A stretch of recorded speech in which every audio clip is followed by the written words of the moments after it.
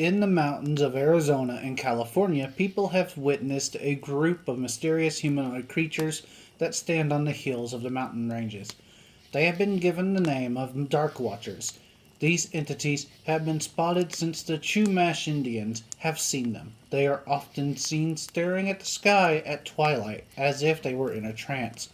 They are also spotted to watch people who visit their mountains, but just watch them from afar and haven't been aggressive towards anyone who visits. Some people think that they are some kind of ghost or spirit, but their origins as are unknown to anyone at the time. The mountains they are most often seen at are Santa Lucia Mountains, Mount Mingus, and Mount Graham. They are described as large shadowy humanoids that tend to watch people. Sometimes they are spotted wearing items like a hat and cloak, like the Dark Watchers seen at Santa Lucia Mountain in California. No one has gotten close enough to get a detailed description of a Dark Watcher. It also don't help that they are mostly seen at twilight, and when people try to approach them, they tend to vanish without a trace, as if they weren't there in the first place.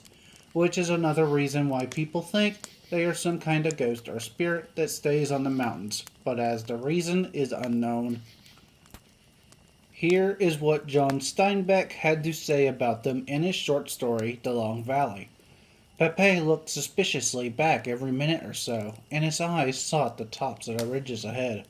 Once, on a white, barren spur, he saw a black figure for a moment, but he looked away quickly, for it was one of the Dark Watchers.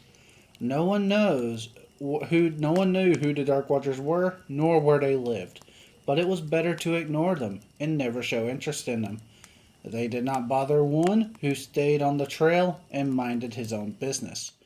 The Chumash Indians had cave paintings of them long ago in central California. Some stories say that they can shapeshift like the skinwalkers of Arizona. The locals thought they were bad luck and to ignore them at all costs.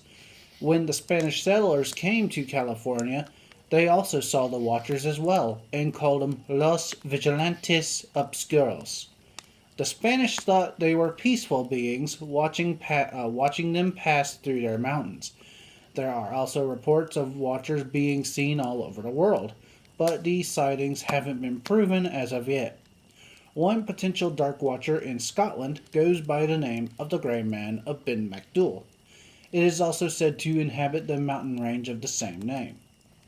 But one big difference is that people have gotten close enough to give a more detailed description. The Grey Man is described as a person wearing clothing like the Dark Watchers, but some reports have also stated that it looks and acts like a Bigfoot or Yeti with more animal-like tendencies. So it is hard to say what the Grey Man is either.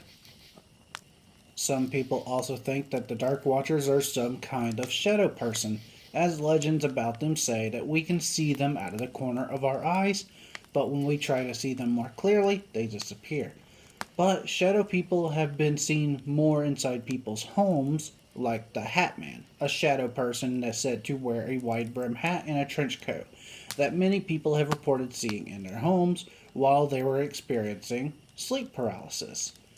So, in my honest opinion, I don't think the shadow people are what the Dark Watchers are. It seems to me that both of these creatures are very different beings. As for them being hallucinations, the Watchers could be something called a broken specter, which is what happens when a shadow is amplified on nearby clouds, causing the shadow to look like a giant figure standing on the mountain.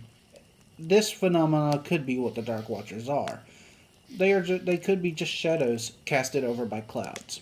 This also happens at twilight, the same time that the Dark Watchers are spotted. So this theory is could be based on the Dark Watcher legend. We're just not entirely sure. It could be a case of pareidolia, which makes humans more paranoid of our surroundings.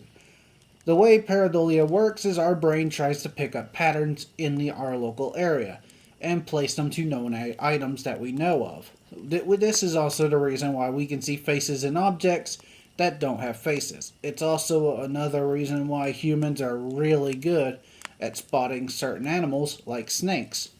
our brains are programmed to pick up on these and actually place them to what it could be. It's hard to say what the Dark Watchers are or if they're even a living thing. They could be hallucinations, pareidolia, they could be spirits of long dead people, or really something else entirely. But they have been seen for hundreds of years by not only by the native Indians in the area, but by all the settlers who have went there as well. We honestly can't really tell what they are unless we can get a close enough to them, but even then they disappear before we even get the chance for that to happen. So, what do you think of the Dark Watchers? A real phenomena or an actual creature? Let me know in the comments section down below.